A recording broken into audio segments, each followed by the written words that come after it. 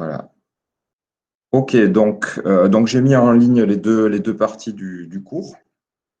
Donc je pense que vous avez tous peut-être cliqué dessus et vu ça. J'ai mis aussi les sketchs en ligne. Donc les deux sketchs qu'on a vus là, hein, l'adaptation des 4 éléments de Vera Molnar et puis le spirographe. Et je vous ai mis aussi des références. Donc j'ai mis une référence qui est, je vous en avais déjà parlé de cette chaîne YouTube qui s'appelle Coding Train et qui est animée par un des fondateurs de Processing. C'est quelqu'un qui a rejoint l'équipe assez rapidement, qui s'appelle Dan Schiffman et qui met des cours en ligne. Donc là, je vous ai mis un lien vers les boucles imbriquées, Nested Loops. Donc c'est en anglais, mais vous pouvez, je pense, activer les sous-titres pour pouvoir suivre si vous avez, voilà, un petit peu comme moi, des difficultés à capter tout en anglais. Ah oui, j'avais en tête la semaine dernière cet Instagram ici.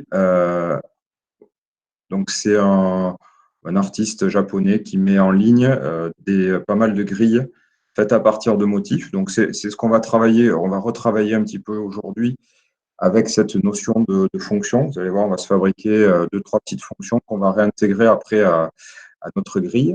Il y a des choses assez intéressantes ici qui utilisent, je pense, un petit peu le même principe qu'on a utilisé, c'est-à-dire parcourir une grille et pour chaque élément de la cellule, eh bien, on tire un nombre au hasard et en fonction de ce nombre, eh bien, on dessine tel motif. Voilà. Je vous ai mis voilà, en lien aussi un petit cours d'un ami qui s'appelle Mark Webster et qui anime, ou en tout cas maintient ce site en ligne, Designing Programs. Et il y a toute une explication sur les boucles, ici, l'utilisation des boucles. Et vous avez même quelques exemples ici, voilà, sur une espèce de sketch, en tout cas de compilation de sketch en ligne, ici avec du motion aussi. Donc ça, on va voir aussi un petit peu tout à l'heure comment on peut faire, on peut injecter ce qu'on avait vu un petit peu la semaine dernière avec Frame Count. Donc ça, c'est pour les liens. Hop, voilà. Tac, tac. Et oui, et donc je vous ai mis aussi la vidéo de Vera Molnar qui dure 2 minutes, qui est très, très, très, très instructive.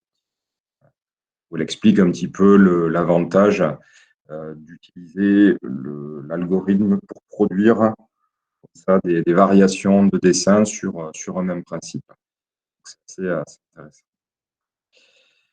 Donc aujourd'hui, pour ce cours numéro 9, donc on va revoir un petit peu, je vais vous expliquer les transformations. On va voir 2 fonctions additionnelles qui s'appellent push et pop et qui vont nous permettre vous allez voir, de sauvegarder l'état de transformation du canvas grâce à push et de rappeler cette sauvegarde avec la méthode pop. Donc j'ai utilisé ça notamment dans le sketch sur la grille. Et je l'ai mis en ligne sur mon compte, on le regardera ensemble et je vais le commenter. Et vous allez voir que ça simplifie un petit peu les écritures, ou la semaine dernière, quand on avait des écritures, je peux le reprendre.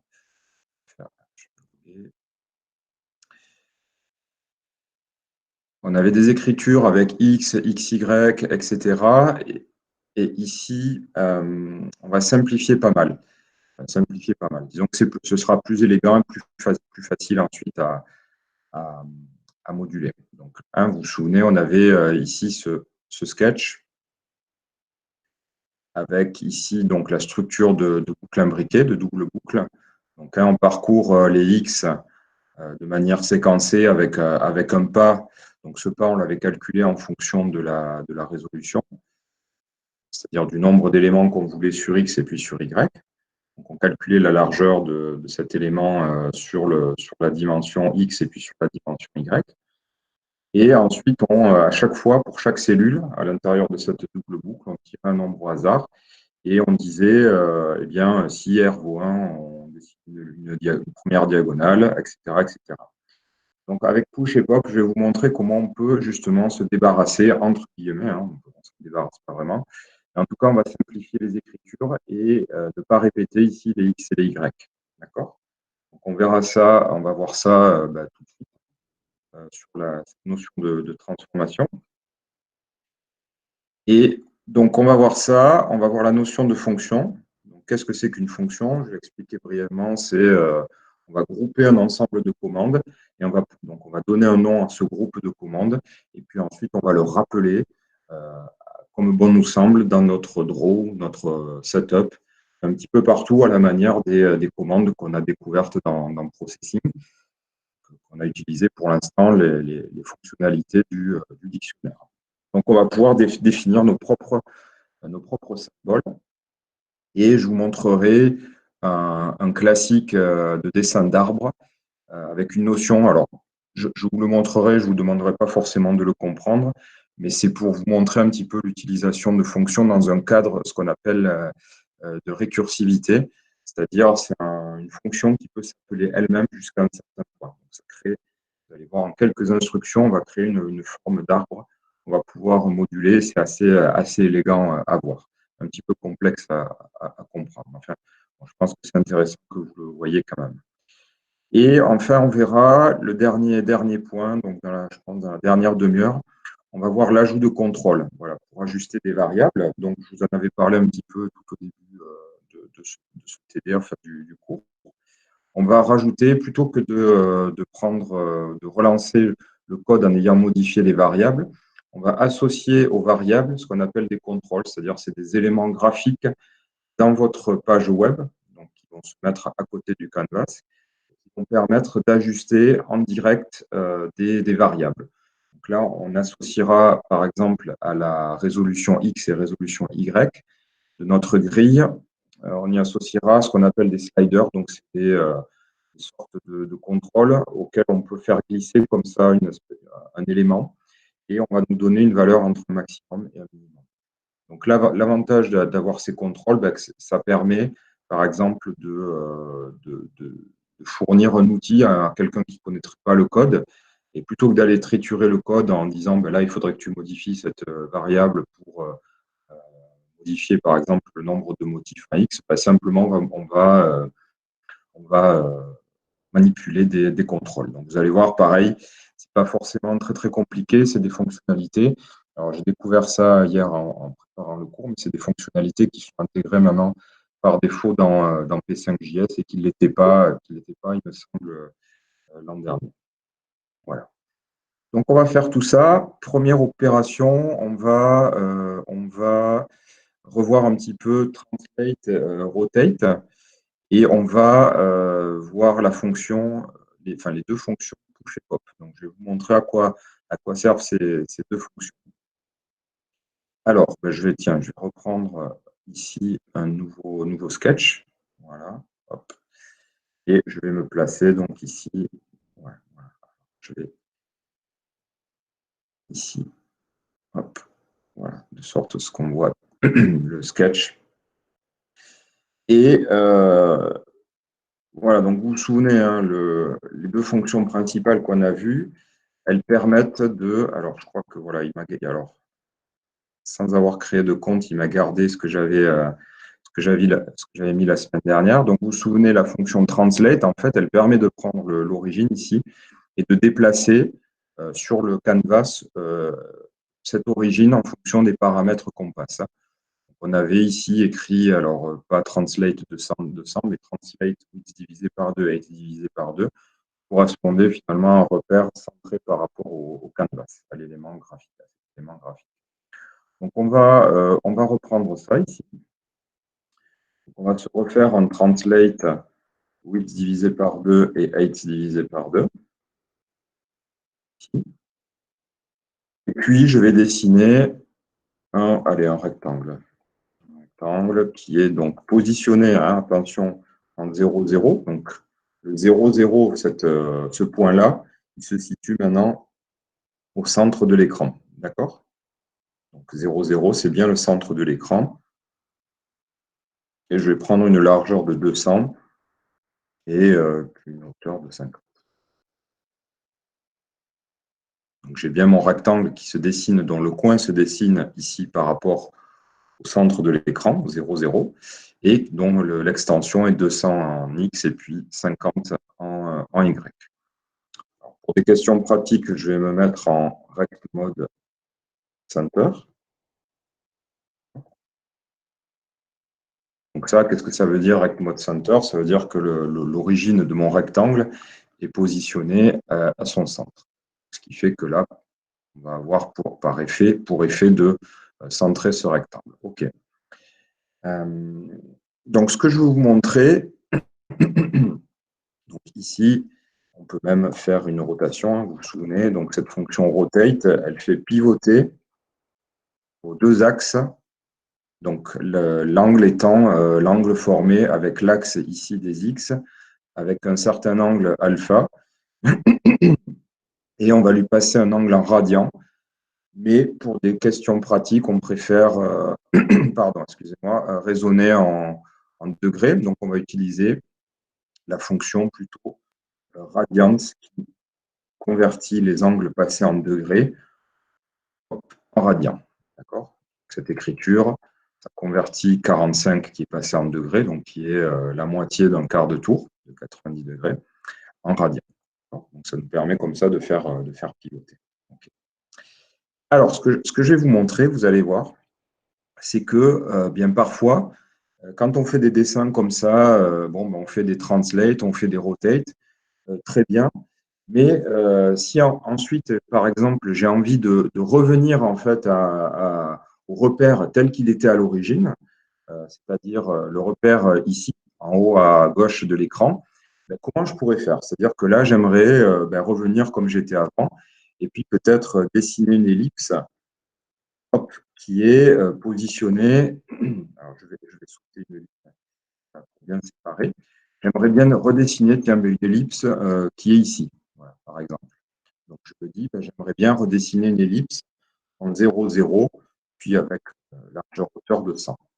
Bon, si je fais ça, évidemment, ça va pas marcher, ça ne va pas me la dessiner ici, vous êtes d'accord? Puisque mon repère, l'origine est ici, et puis les axes sont là. Donc, si je dessine ça, si je fais run sur cette courbe, le cercle va se dessiner, a priori, au centre de l'écran. D'accord? Et avec comme c'est un cercle, on ne voit pas qu'il y a la rotation, mais tiens, je vais peut-être prendre je vais garder une ellipse. Donc, si on voulait revenir à l'origine, qu'est-ce qu'on aurait comme solution?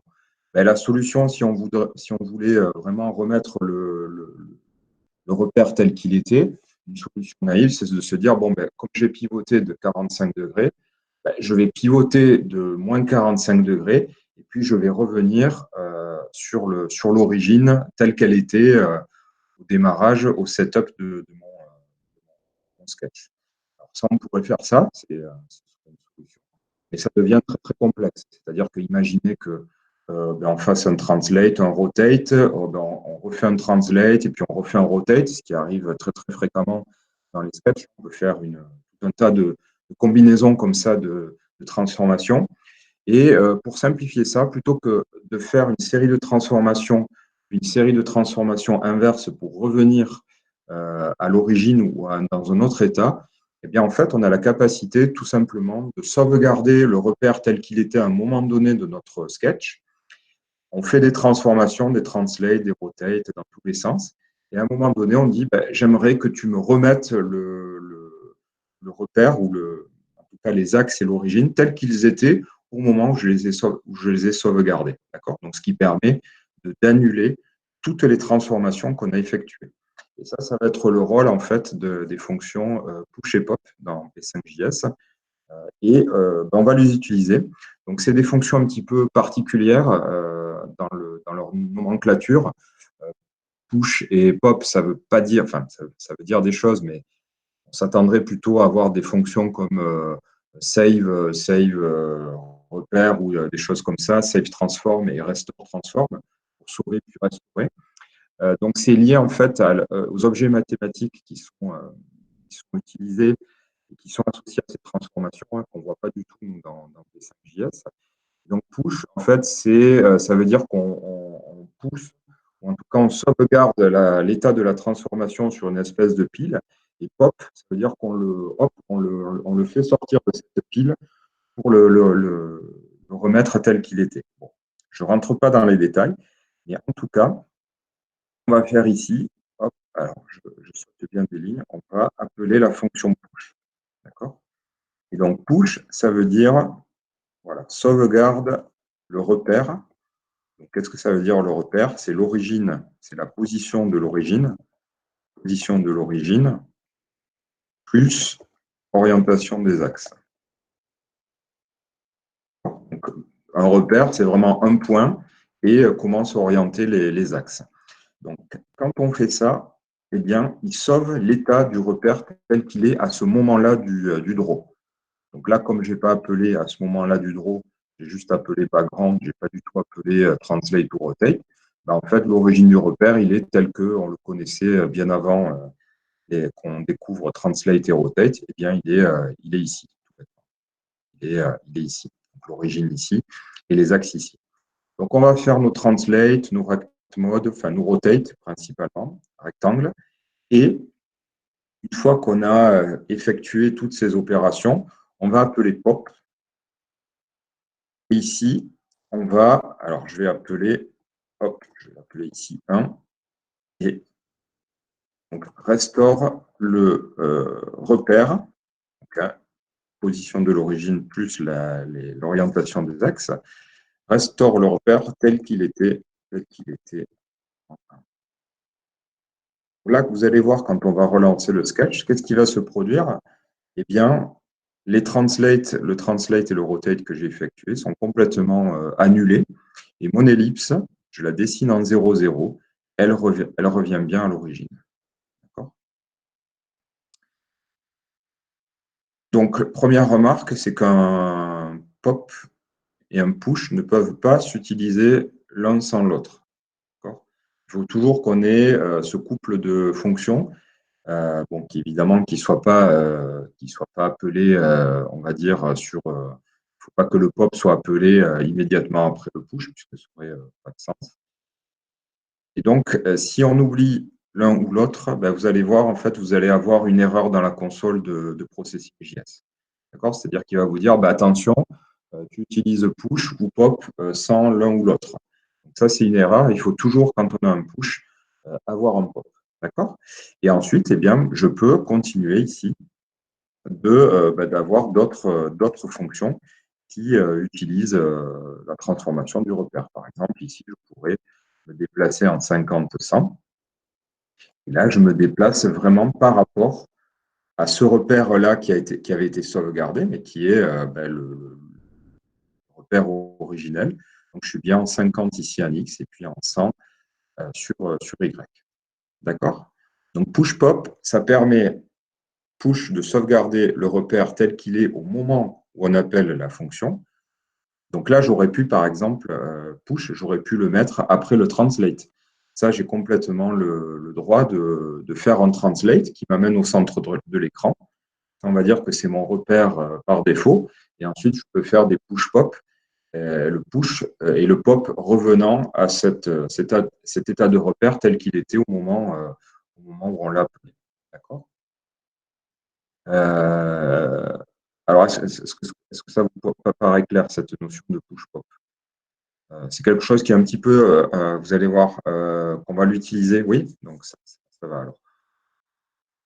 Donc ça, c'est des fonctions voilà, qui ne servent que si on utilise translate et rotate. Vous pouvez pas faire vous pouvez appeler push et pop, mais si vous n'utilisez pas translate et rotate, eh bien, voilà, il n'y aura aucun effet si ce n'est d'appeler deux fonctions. Alors, on va utiliser ça, vous allez voir dans un sketch. Donc, alors, je vais vous mettre l'adresse dans le chat. Mais j'ai utilisé ça ici. Donc, je vais le sauvegarder. Tiens, celui-ci. Je vais le sauvegarder. La 4, 6. Ça, vous l'aurez en référence. 2020. Pour 9.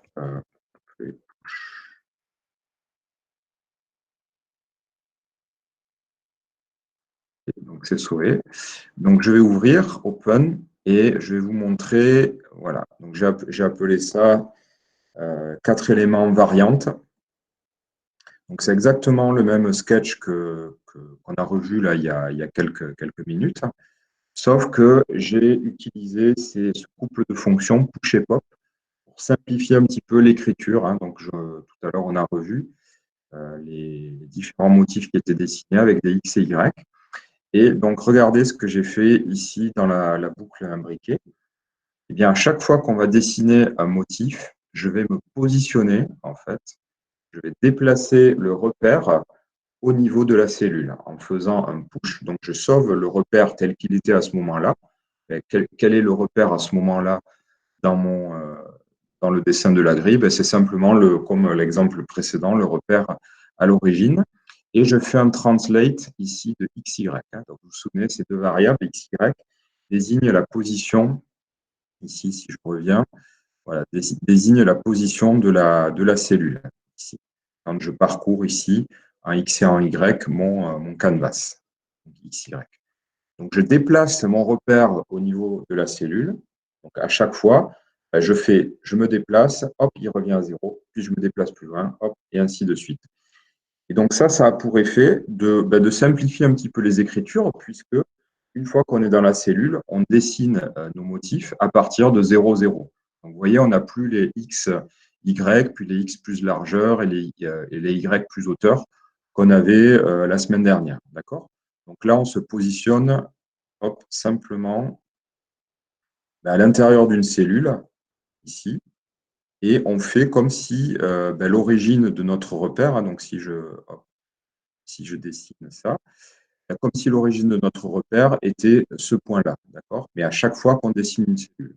Donc c'est un peu plus pratique et puis un peu plus élégant. Ça permet de simplifier beaucoup les écritures ici sur le dessin de motifs. Hein, vous voyez, on n'a plus les XY, les X plus quelque chose, et dans tous les sens. Voilà.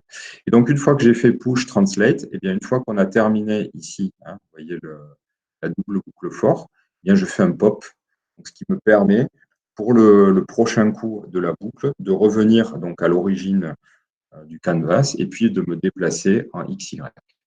Alors, un des avantages de faire ça, c'est que, eh bien, à l'intérieur ici de ce dessin, eh bien, on pourrait, pourquoi pas, faire des rotates, mais au niveau de la cellule. C'est-à-dire qu'on pourrait dessiner des motifs et qu'on peut faire pivoter.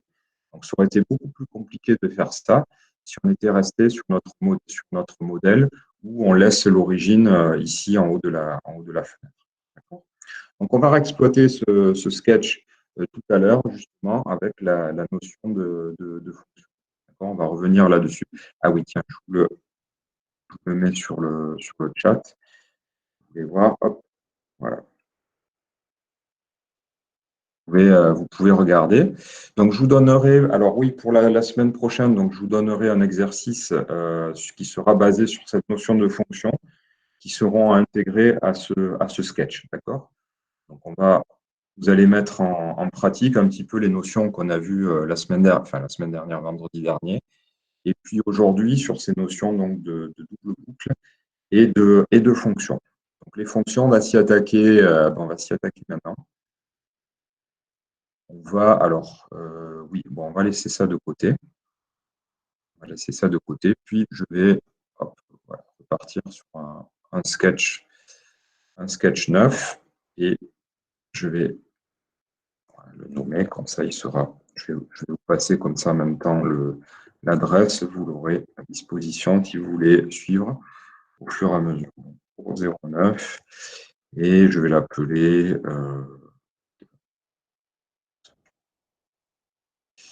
Je vais le sauvegarder.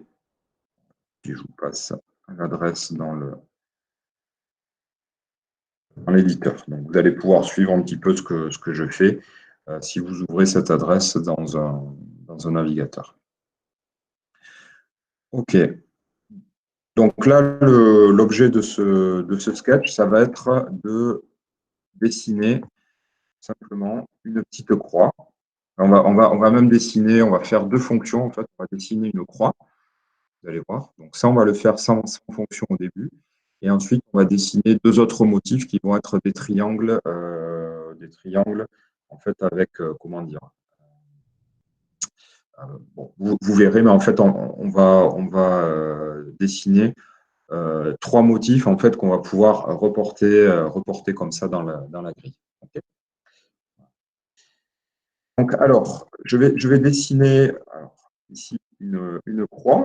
Alors, assez naïvement, je vais dessiner une croix en générant deux rectangles. Donc, je vais me positionner ici, dessiner ce que je vais faire avant de commencer à coder. Ici. Voilà.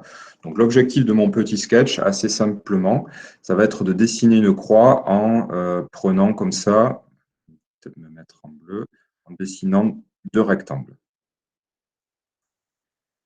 Je vais dessiner ici un premier rectangle comme ça, en me mettant en rect mode center ici. La position, ce sera ici, au centre donc, de ce rectangle. Et puis, je vais dessiner ici une croix. Ça, voilà, de double sparadrap. Donc, on va dessiner ça simplement sans utiliser les fonctions. Donc, dans le draw, on va utiliser deux fonctions rectangles. Et puis, on va voir comment on va pouvoir mettre ce dessin à l'intérieur. Ici, on va appeler ici notre fonction, on va l'appeler croix. D'accord? Donc, on va voir comment on peut créer un nouveau symbole, en tout cas une nouvelle fonction qui va se rajouter dans le dictionnaire de processing aux côtés des lines, rect, ellipse, etc. Et on va l'appeler croix et on va voir comment s'écrit cette fonction qui nous permettra ensuite de rappeler quand bon nous semble dans des boucles avec mouse X, mouse Y, cette fonction. D'accord? Donc, première opération, on va simplement la dessiner, comme on sait le faire dans le draw, ici. Donc, première opération, je vais dessiner mon premier rectangle. Alors, je vais me mettre en rect mode ici, center. Ça permet de dessiner des rectangles à partir de leur centre. Et puis, tiens, je vais utiliser ce qu'on a vu. Je vais me déplacer au centre de l'écran. Divisé par 2 et x divisé par 2. Ça déplace l'origine. Hop, ça l'amène ici, mais sans toucher les axes x et y. OK. Donc, rectangle, eh bien, il va être positionné en 0, 0. Tiens, je vais d'ailleurs copier pour être un peu plus homogène. Je vais copier ça là. Hein. Donc, ça n'a aucun effet. L'ordre de ces deux fonctions n'a aucun effet, mais vous allez voir. C'est pour ensuite grouper ces fonctions que j'ai mis le rect mode juste avant le rect. Donc, rect, x et y, les deux premiers paramètres, 0, 0. Okay. Donc, là, je suis au centre de l'écran. Et puis, je vais passer ici le paramètre de largeur. Donc, on va dessiner d'abord ce premier rectangle, ici. Voilà. On va dire, par exemple, 100. Et puis, on va dessiner la hauteur de 25. D'accord? Donc, je vais prendre le quart de la largeur. Premier rectangle. Donc, assez simplement, je dessine mon deuxième rectangle.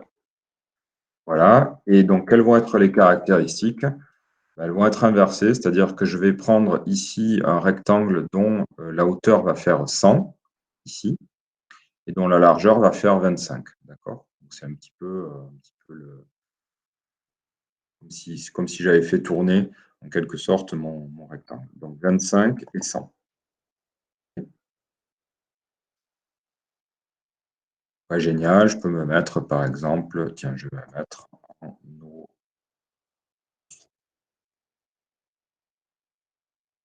Ok, donc j'ai dessiné une croix. Alors, ce qu'on va faire maintenant, c'est que, par exemple, j'aimerais bien dessiner une autre croix ici. J'aimerais bien en dessiner une autre. Donc, alors, en fonction de ce qu'on a vu, deux méthodes. On peut effectivement utiliser une boucle. Si on voulait réutiliser ça, c'est ce qu'on avait vu il y a 2 ou 3 cours, hein, c'est-à-dire quand on veut dupliquer un bloc de code, en général, on utilise une boucle Mais on va voir que en fait, je veux être plus flexible hein, parce que la boucle, ça permet, vous avez vu, de séquencer un petit peu des éléments en fonction d'un paramètre qui varie. Là, je vais avoir un peu plus de liberté, puis j'aimerais bien écrire un truc comme ça. J'aimerais bien écrire 3, 0, 0, par exemple 100. Ça, qu'est-ce que ça voudrait dire, cette fonction? Alors, si je le lance, hein, voilà, si je le lance, le processing vous dit référence erreur, donc ça veut dire erreur de référence de dictionnaire. Croix, donc le mot-clé croix n'est pas défini. Puis il vous indique la ligne d'erreur, ligne 15. J'aimerais bien écrire quelque chose comme ça. Et ce quelque chose, en fait, aurait pour effet bien de dessiner cette croix sur l'écran. D'accord. Donc c'est là qu'intervient. Donc j'aimerais bien, par exemple, écrire des choses comme ça, 3, 100, 100, 50. Donc ça voudrait dire que je dessine une croix à la position 0, 0 et qui a pour taille 100. D'accord. Et ça, pareil, 200,100 avec une taille 50. D'accord. Sachant que ce paramètre ici, ou en tout cas la largeur et la hauteur, se déduisent en divisant par 4, on va dire, la taille de notre croix. Alors, comment je vais faire ça? Eh bien, je vais définir ce qu'on appelle une fonction. Vous allez voir, ça a un petit peu la même écriture qu'un gestionnaire. Et les fonctions, en général, on les écrit après le squelette de notre code, c'est-à-dire après le setup, après le draw, puis après les gestionnaires d'événements. C'est vraiment pas obligé, c'est juste une convention d'écriture. La définition des fonctions qu'on peut utiliser, on pourrait les écrire avant le setup et avant le draw. Mais en général, on préfère avoir la structure du code apparente, on va dire, en début de fenêtre. Et ensuite, la définition de nos propres gestionnaires, donc de nos propres fonctions, après le squelette de ce programme. D'accord? Donc, comment on va écrire, comment on va avoir accès à cette fonction croix? Simplement, il va falloir définir ici la fonction. D'accord? On va l'écrire tout bêtement comme un gestionnaire, comme on avait écrit function keepRest, function setup. Et la petite nouveauté, alors attention, elle va être là. Ici, je mets toujours après des gestionnaires des blocs d'accolades. Et ici, on va mettre entre parenthèses ce qu'on appelle les paramètres. D'accord? Donc, on a utilisé, nous, directement les paramètres ici pour appeler des fonctions, line, ellipse, etc. Ici, on va mettre des paramètres un petit peu génériques. Donc, je vais les écrire, x, y et taille. Donc, ça, c'est un petit peu nouveau pour nous. On avait écrit pour l'instant des gestionnaires qui ne prenaient pas de paramètres. Hein. Donc, on ouvrait la parenthèse, on fermait la parenthèse ici. Et ici, en fait, c'est ce qu'on appelle la définition de la fonction. C'est-à-dire que pour dessiner, en gros, ce que ça veut dire, pour dessiner une croix, eh bien, je vais avoir besoin d'une position, ça paraît logique, et d'une taille. D'accord? Et vous voyez que ici, le nombre de paramètres x, y, donc j'en ai 3 paramètres, eh bien, correspondent à l'écriture que je veux en faire. C'est-à-dire que je veux bien dessiner une croix qui est positionnée sur l'écran et qui a une taille. Voilà. Donc la taille, c'est ce paramètre-là qui correspond à la largeur ici et à la hauteur ici. Puis cette dimension-là, on la déduit de notre taille en la divisant par 4. Donc c'est bien ce que je veux faire. Je veux bien dessiner une croix qui se dessine à une certaine position x, y. Donc là, je ne les spécifie pas. C'est vraiment des paramètres, on va dire, comme des variables. Hein. J'attends des valeurs de variables qui me sont passées et la taille. Donc ce que je vais faire, c'est que je vais reporter tout ce bloc de code ici. Là, je vais le grouper à l'intérieur de ce gestionnaire. Attention, je positionne du code, comme on l'a fait pour tous les gestionnaires, à l'intérieur de cette fonction. D'accord? Donc, si je relance, vous voyez que ici, dans la fonction draw, j'ai un appel à la fonction croix. Déjà, j'ai plus d'erreur. Tout à l'heure, il me disait référence erreur, croix n'est pas définie. Maintenant, ça fonctionne. Et ce qui se passe, c'est que quand il rencontre ce symbole ici, croix, En fait, il va regarder ce qu'il y a à l'intérieur ici. Donc, il faut imaginer, alors ce n'est pas exactement ce qui se passe, mais c'est peut-être pour la simplicité du propos, il faut imaginer que ce bloc de code-là, eh ben, il est positionné ici. Et là, l'air de rien, je dessine deux croix en fait. Alors pour l'instant, ces croix ne tiennent pas compte des paramètres que je lui passe. Donc là, 0 correspondrait au X, 0 correspondrait au Y et 100 correspondrait à taille. Mais bien sûr, ici, pour l'instant, je n'utilise pas ces paramètres. D'accord? Je n'utilise pas X, Y et taille. Là, pour l'instant, j'ai mis ce qu'on appelle des valeurs codées en dur, c'est-à-dire c'est des valeurs en fait qui dépendent pas des paramètres que j'ai passés lorsque j'ai appelé la fonction. Donc, ce qu'on va faire, c'est qu'on va utiliser ces paramètres et on va les utiliser à la bonne position. Donc là, ici, je vais utiliser X, Y, et ici, je vais utiliser taille, et ici, taille divisé par 4. Et là, je vais faire pareil. Je vais X, Y, donc pour la position. Hein, donc, quand vous passez 0, 0, ben, X, Y valent 0, 0, et puis ils sont remplacés ici. D'accord? Quand X, Y valent 200, 100, tac, ils sont passés ici, et les rectangles se dessinent bien en 200,100. Et donc ici, attention, c'est inversé, donc c'est taille divisé par 4, et c'est ici taille. D'accord? Si je relance mon sketch, alors ici je suis un peu décalé, donc je vais me redécaler, ben, vous voyez que je dessine deux croix. Comme si croix finalement était devenue une nouvelle fonction du dictionnaire de processing. Alors la petite différence au niveau de l'éditeur, et vous la voyez, c'est que votre fonction apparaît bien en bleu, mais elle n'apparaît pas en gras.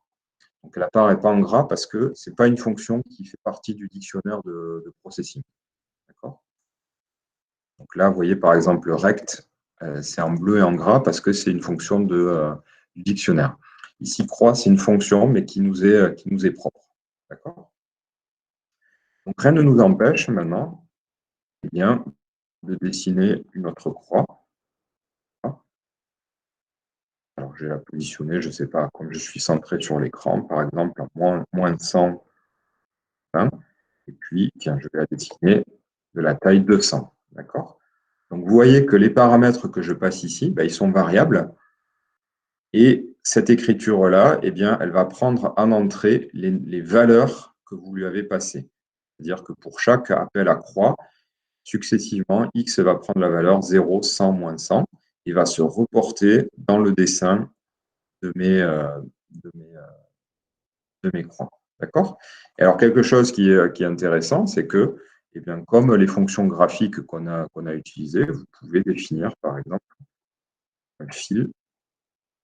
D'accord? Donc là, on va finir. Tiens, on va remettre un fil en 155 ici.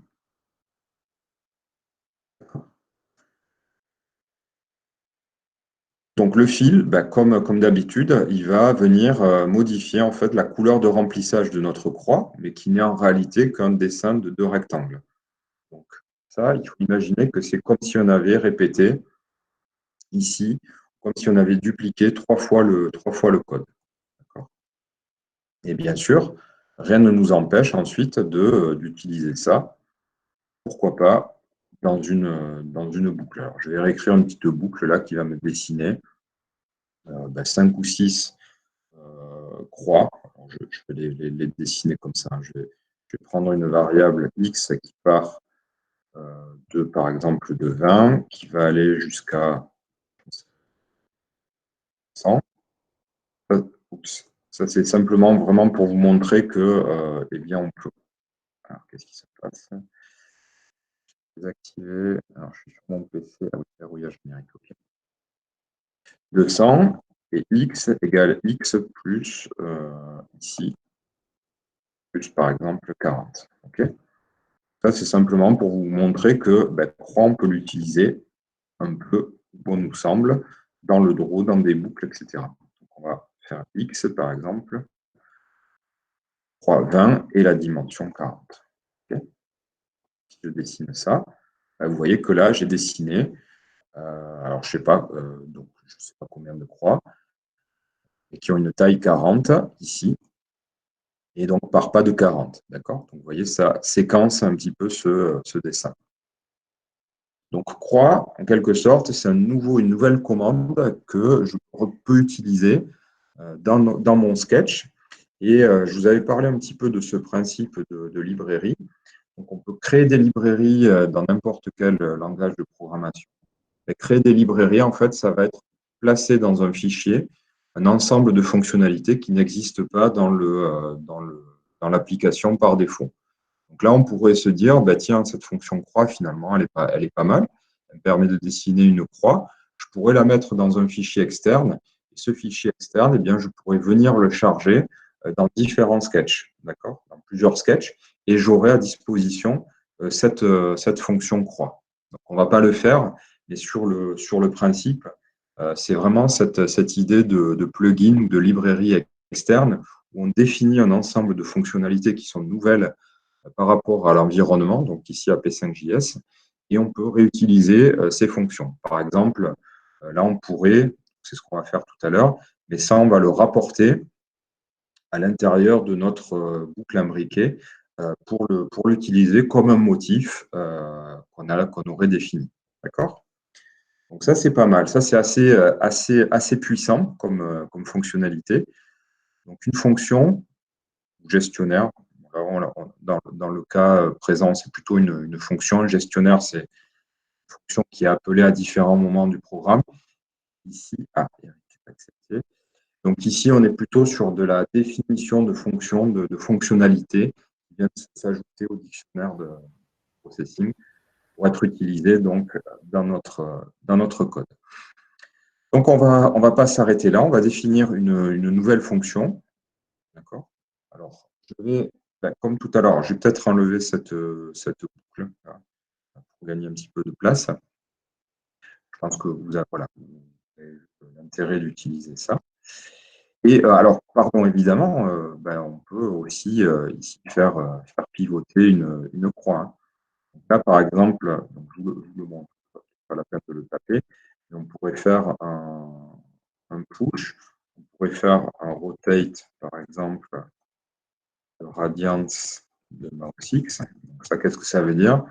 Ça veut dire qu'on va prendre mouse X comme étant un angle en degrés, donc de 0 jusqu'à 400. On va le transformer en radian et on va faire pivoter notre repère. Alors là, je vous remontre, tiens, push et pop. On va le faire que pour, vous voyez, cette croix. Donc là, on sauve ici l'état du repère tel qu'il était au moment du translate, donc au centre de l'écran. OK, on fait un rotate, on dessine une croix, donc la croix qui va pivoter, c'est cette croix ici, en 0, 0. Et une fois qu'on a fait pivoter cette croix, eh bien, on restaure le repère tel qu'il était au moment où je l'ai appelé push, c'est-à-dire au centre de l'écran. Si je lance ça, okay. J'ai bien ma croix qui pivote. D'accord? Utilisation indirecte, enfin, pas indirecte, utilisation tout simplement de push et de pop. Vous voyez que ce rotate-là, il est annulé en fait par l'appel à pop et on retourne au repère tel qu'il était au moment du push. D'accord? C'est-à-dire ce repère-là. OK.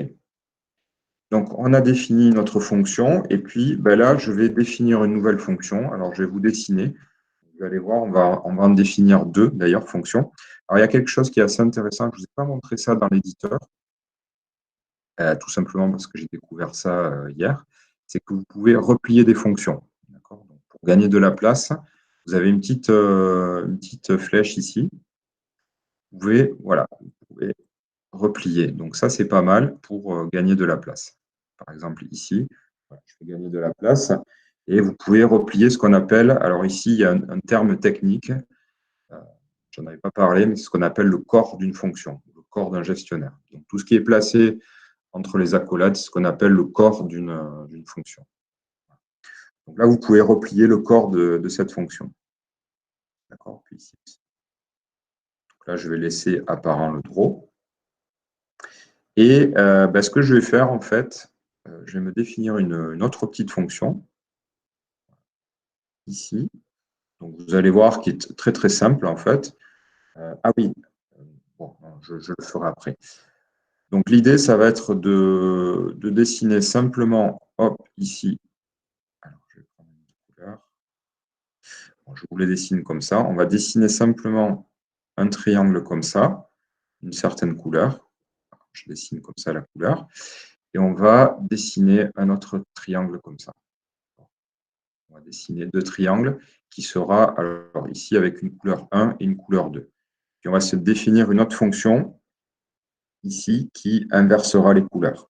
Donc ça, c'est dans l'optique en fait de reporter tout ça dans notre grille. D'accord? Donc, et on va dessiner ici, hop, donc avec la couleur 1 ici, et puis la couleur 2 ici. Et on va appeler cette fonction ici, je ne sais pas, je n'ai pas trop d'idées. On va l'appeler peut-être, on pourrait l'appeler. On va l'appeler rect, par exemple. Alors, oui, quelque chose qu'on n'a pas le droit de faire, je ne vous en ai pas parlé, mais c'est qu'on n'a pas le droit de redéfinir les fonctions. C'est-à-dire que là, on ne peut pas définir des fonctions en fait, qui existent déjà. Donc, ça, c'est une erreur en fait, dans le processus. Donc, celle-là, je vais l'appeler rect, tiens, rect12. Le nom n'est pas très original. Et puis là, je vais l'appeler rect2. D'accord? Dans les noms de fonctions, vous pouvez mettre, comme pour les variables, hein, c'est les mêmes règles, des caractères alphanumériques, pas de caractères, on va dire, de ponctuation, tels que les points ou les points-virgules ou les points d'exclamation. Ça, ce n'est pas possible pour nommer votre fonction. D'accord? Donc ça, on va appeler ça rect12 et rect21. Okay, donc, ben, c'est ce qu'on va faire. Alors, je reviens à l'intérieur de l'éditeur. Et puis, donc, je vais définir ma fonction ici, rect. Je vais appeler comment? Rect12. Okay. Pour les accolades. Et ben, pareil, donc c'est quelque chose que je veux positionner à un endroit, x, y, et puis ben, pareil, je veux lui donner une. Vous voyez que les paramètres de rect12 sont les mêmes que ceux de croix. C'est un petit peu la même définition parce que ça va être la même utilisation. Je vais vous positionner ce motif où bon me semble sur l'écran et avec une certaine taille. Donc très bien. Donc je vais commencer. Alors ici, hop, je vais utiliser, on va revoir donc pour dessiner ce triangle ici. Donc la couleur 1, on va dire que c'est du noir. Hop. Alors, je n'ai pas progressé dans l'écriture hein, avec le pad.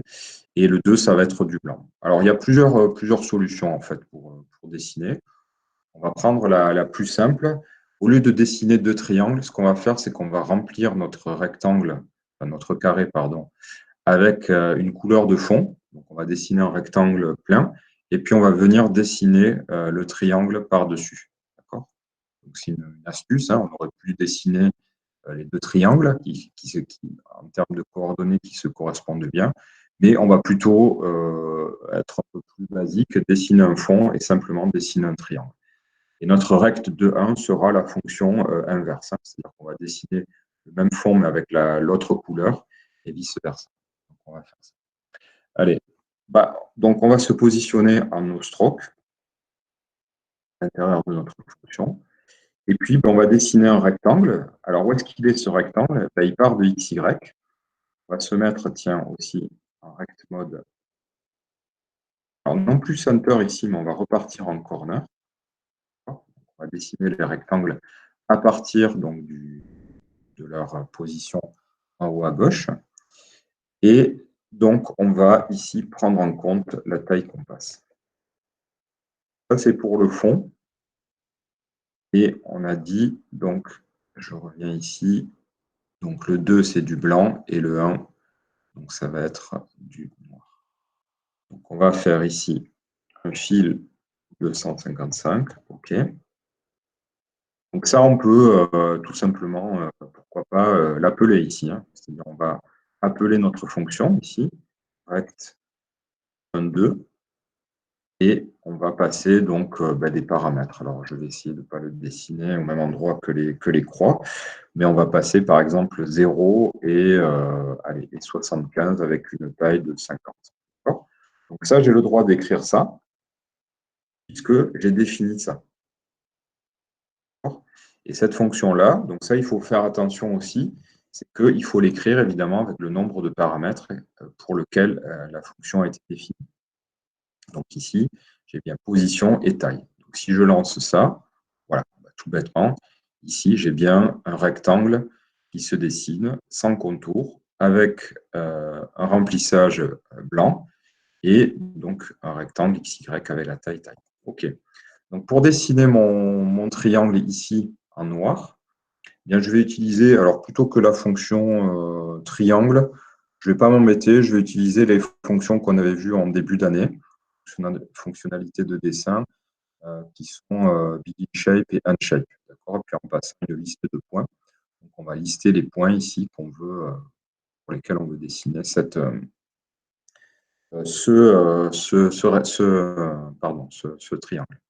Donc c'est ce qu'on va faire. On va définir fil 0.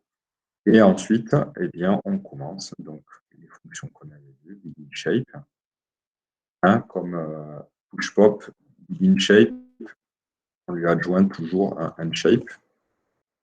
Et à l'intérieur, on va utiliser donc la définition de cette forme shape. On va lui passer une liste de vertex. D'accord. Une liste, on va appeler la commande vertex qui va définir notre forme. Alors, si je regarde ici, je reviens, je sauvegarde, je reviens dans Autodraw. Donc, ce point-là, ici, donc, on va être en X, Y, ici. D'accord. Donc, ce point-là, puisque je suis en rect mode corner, ce point-là, c'est bien XY. Ce deuxième point-là, ici, il va être en donc, X. Donc, c'est un peu le même raisonnement que la semaine dernière. On va être en X plus taille. Hein, X plus taille. Et donc, pareil, c'est vraiment pas évident. Et donc, Y plus taille. D'accord. Donc, je ne l'écris pas, mais c'est Y. Voilà. C'est le même ici. D'accord. Donc, je me déplace de la taille de enfin,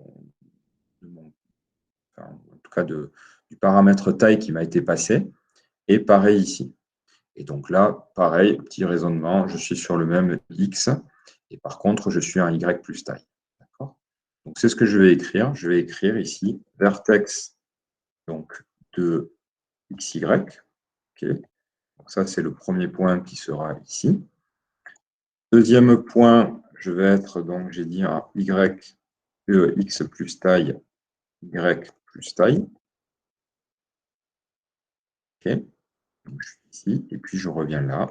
Donc, vertex de X et Y plus. Okay. Si je relance ça, je devrais avoir, super, mon carré noir. Enfin, mon triangle noir ici. D'accord.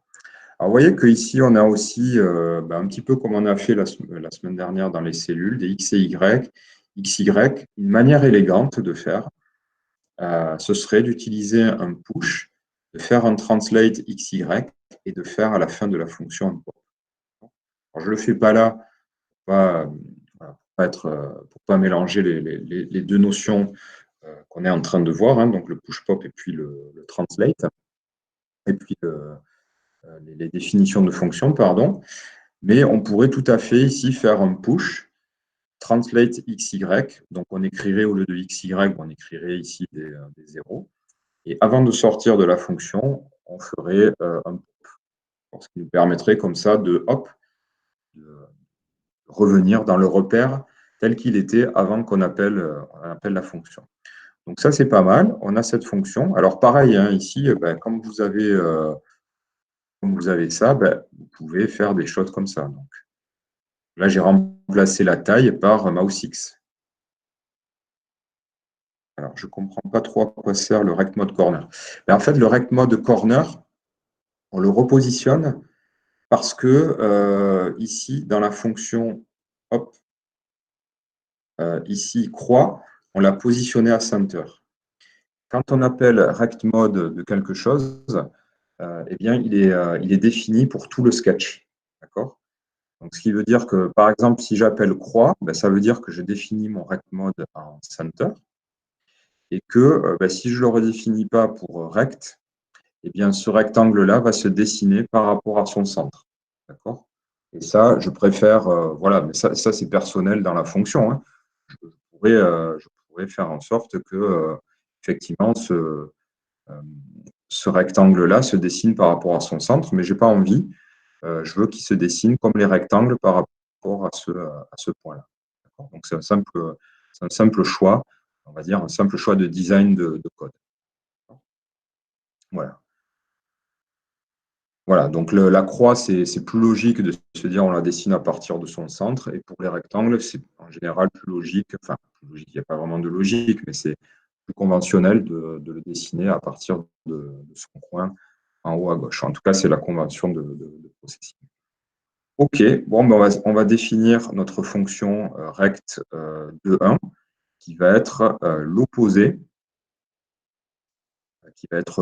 de ça. Donc, ça va être assez simple. On va copier-coller ça.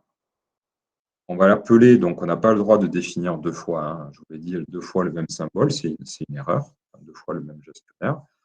Pareil pour les variables, on n'a pas le droit de définir deux variables qui portent le même nom.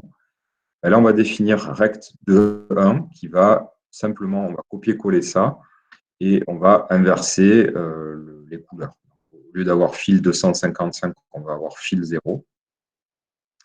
Et on va avoir ici fil 255. Donc, ça va nous créer, si vous voulez, l'opposé en quelque sorte de cette fonction. Donc, vous pouvez la replier. Alors, une fonctionnalité qui est pas mal, c'est que vous pouvez replier ici, et puis hop, je copie, donc CTRL-C, et je duplique. D'accord ? Là, attention, je vais inverser le 1 et le 2.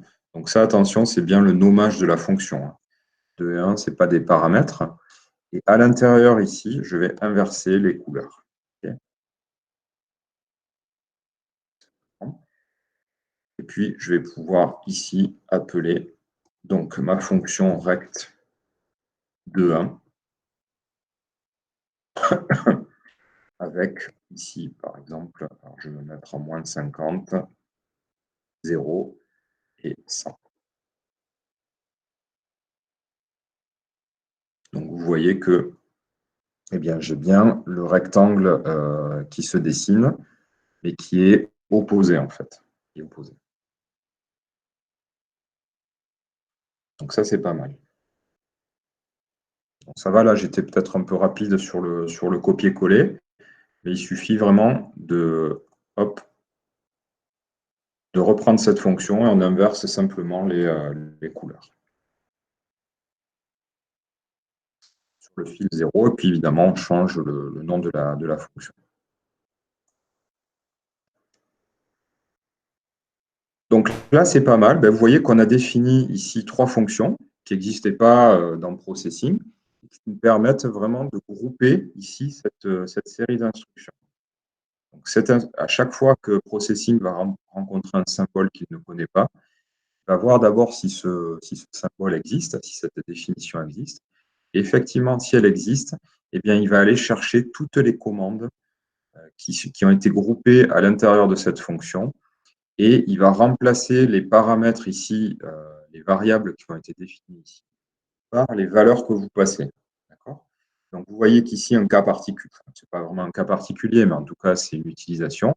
Bien qu'on peut passer une autre variable, et il va l'associer évidemment à la taille. Donc là, par exemple, quand j'appelle rect de 1, 2, eh bien, il va remplacer ici taille par la valeur de mouse-x. Ce qui me permet ici d'avoir cet effet de grossissement. D'accord ? Mais on aurait pu avoir ici, bien sûr, remplacer ici, comme on l'a fait précédemment avec ellipse ou avec rect, on peut remplacer les deux premiers paramètres, pourquoi pas par mouse x et mouse y. Donc ça, on a complètement le droit de remplacer ces paramètres par des variables qui évoluent en fonction de l'interactivité de l'utilisateur. Donc ça, c'est complètement possible. Donc ça, on a été capable de définir nos propres fonctions, nos propres fonctionnalités. Et ça, c'est très utilisé quand on programme pour la réutilisation en fait, de fonctionnalités qu'on a définies ailleurs dans le programme. Donc, en général, quand on a du code qu'on veut réutiliser, on utilise cette notion de fonction. Et si on veut aller un petit peu plus loin, eh bien, ces fonctions-là, on peut les placer dans des fichiers à part pour définir des librairies qu'on peut réutiliser après dans Sketch. Alors nous, ce qu'on va faire, on va utiliser la manière naïve que j'utilise moi très souvent quand je ne veux pas m'embêter à faire des librairies.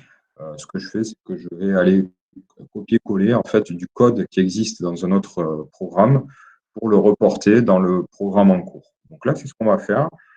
Et je vais vous proposer, alors, pourquoi le rect de 1 se dessine depuis le centre? Depuis le centre, quelle fonction définit cela? Alors, normalement, il ne se dessine pas à partir du centre. Le rect, alors, je reprends la question.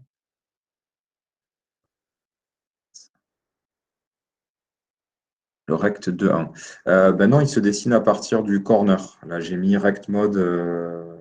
Ah, le centre du canvas. Alors, on a l'impression, c'est parce que j'ai pris des valeurs particulières. J'ai pris moins 50.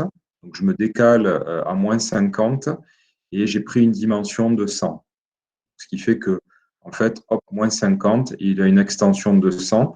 Donc, tu as l'impression, en fait, que je le dessine à partir du centre. Mais ce n'est pas vrai, en fait. Donc, si je mets, par exemple, ici, moins 200, il va se retrouver coincé. Tu vois, sa position X, ici, c'est bien moins 200 par rapport au centre de l'écran et 0 en Y, donc c'est le 0 par rapport à ici, à l'origine qui est positionnée ici, par ce biais de translate. D'accord? Donc, il se dessine bien par rapport au coin à ce coin-là, et pas par rapport au centre. D'accord? Mais tu peux essayer, hein, on peut mettre en commentaire ici, mettre center, juste. Et tu vas voir que là, il va déborder de l'écran. D'accord? Ah oui, j'ai pas mis pour le shape.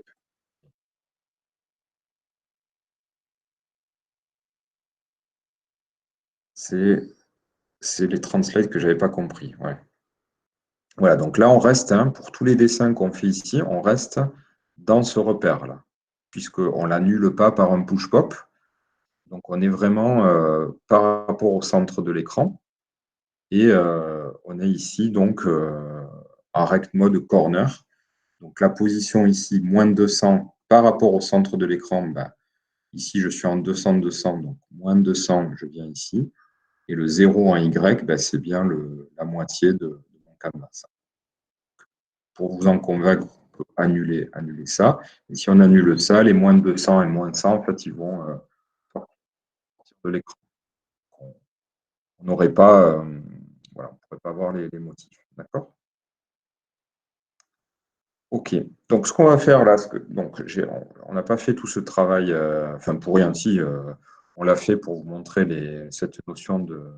D'accord, merci, j'ai compris. OK, super.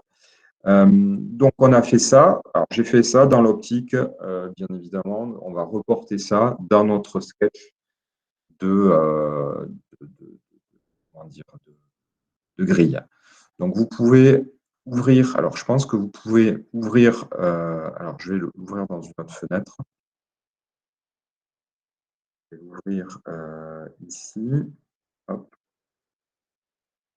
Je vais vous filer l'adresse open et tac.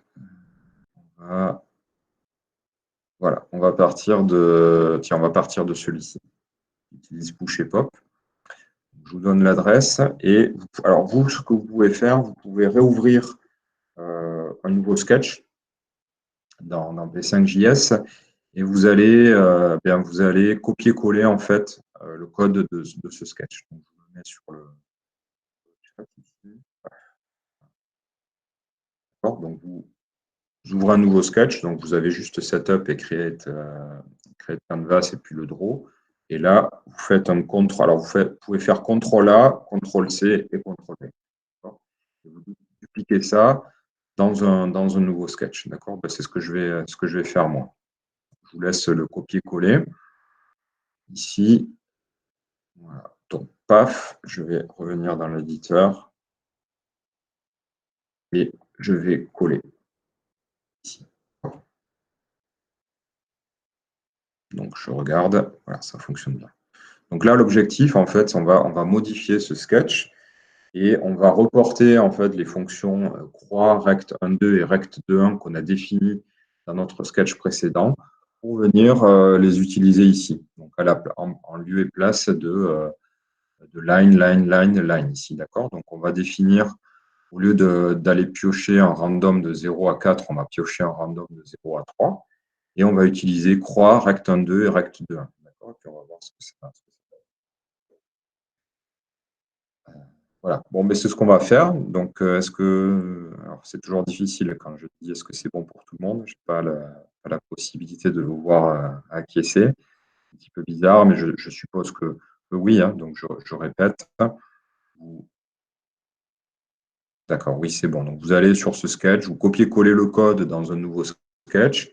Et ce qu'on va faire, c'est qu'on va hop, revenir ici. Donc, je ne vous avais pas dit, mais voilà, il fallait garder ce sketch ouvert, hein, mais vous pouvez toujours. Vous pouvez d'ailleurs aller sur mon sketch ici, en ligne. Et ce qu'on va faire, on va être un peu bourrin, j'allais dire. On va prendre ça et hop, on va dupliquer. Donc, vous allez copier-coller ici la définition de ces trois fonctions et on va les reporter dans notre sketch de grille. Tac. D'accord? Donc, comme je vous l'ai indiqué tout à l'heure, en général, les définitions de ces fonctions, on les place tout à la fin du sketch, donc après la structure, setup, draw, keypress, etc. Okay, donc, je vais me positionner ici. Pareil, je vais sauver. Je vais vous donner l'adresse si vous voulez suivre en même temps. Lag 4 6 2020 9 et je vais l'appeler, je ne sais plus, 4. Ah non, on va l'appeler 3 variantes. Non, on va en avoir que 3. Je sauve ça, puis pareil, je vous file le sketch. OK, donc on a reporté, on a dupliqué donc, nos trois fonctions hein, telles quelles. Donc ça, vous voyez qu'elles sont indépendantes hein, du sketch, puisqu'elles n'utilisent que des fonctionnalités qui sont liées à P5.js et pas à d'autres choses. Et là, ce que je vous propose, c'est voilà, ici, donc déjà de modifier ici le choix donc du nombre R. Bon, tiens, ce qu'on va faire, c'est qu'on va le laisser pour l'instant. On va simplement mettre en commentaire ici cette ligne-là. Pour R égale 3, on ne va rien dessiner. Si jamais, quand on est en train de parcourir la boucle, il choisit R égale 3, on ne dessine rien. Et par contre, on va ici, alors pour R égale 0, j'efface ici la commande graphique et puis on va utiliser nos propres commandes, hein, puisqu'on a le droit, elles sont définies ici. Donc je vais définir croix. Donc petite subtilité ici, c'est que, vous vous souvenez, quand je suis dans la double boucle, je me positionne ici en XY. Alors là, j'ai fait un translate de XY. Donc là, je vais dessiner ma croix au centre de cette cellule. Le centre de la cellule, ça va être donc largeur divisé par 2 et hauteur divisé par 2. D'accord? Donc le XY à l'intérieur de la cellule, comme je dessine ma croix à partir de son centre, je me positionne à l'intérieur, donc au centre de cette cellule. Et puis la taille, alors là, je vais décider par convention que la taille de ma croix, on va lui passer largeur comme paramètre. D'accord? Donc là, je peux déjà essayer ça. et voir ce que ça donne. Voilà, pas mal. Vous voyez que, en fait, il a décidé ici pour ses positions. Hein, donc, comme la semaine dernière, vous pouvez faire un keep rest et régénérer. Mais vous voyez que voilà, on a importé une fonction et on l'utilise maintenant et bien, dans notre système un petit peu graphique, sans bouger la structure, mais simplement en changeant en fait les commandes de dessin et notamment en utilisant une de nos fonctions, de nouvelles fonctions entre guillemets. D'accord? Donc là, ça c'est pas mal. Alors, je vais la dessiner en noir. Donc, je vais, avant de dessiner la croix, je lui passe un fil 0. OK, c'est pas mal. Donc là, je vais refaire pareil avec ici. Au lieu d'utiliser line, donc je peux le mettre en commentaire, bien, je vais utiliser ma nouvelle fonction, donc rect 2 par exemple. Donc le xy, je suis en 0, 0. Pourquoi 0, 0 parce que là, je me suis déplacé, je vous ai expliqué tout à l'heure, au niveau, avec un translate au niveau de la cellule. Et là, pareil, je vais lui passer, alors ça c'est par défaut, mais je vais lui passer largeur comme. Ok, pas mal. Je vais faire pareil ici avec line pour r égale 2. Je vais ici faire rect de 1. Puis, vous voyez que c'est un petit peu la même écriture, 0, 0 et largeur.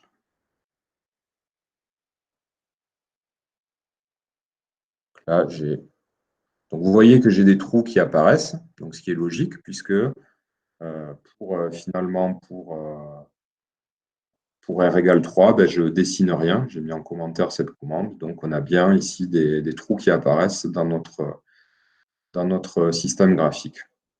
OK? Donc là, vous pourriez le modifier. Alors, ça reviendrait simplement ici, cette ligne-là. Au lieu de mettre 4, vous mettez 3. Donc, ce n'est même pas la peine, en fait, d'enlever ça, puisque ça ne sera jamais atteint. R ne pourra jamais être égal à 3, si je remplace ici le 4 par 3. Donc ça, vous pouvez tester de suite. Et vous voyez là que votre grille se remplit. D'accord?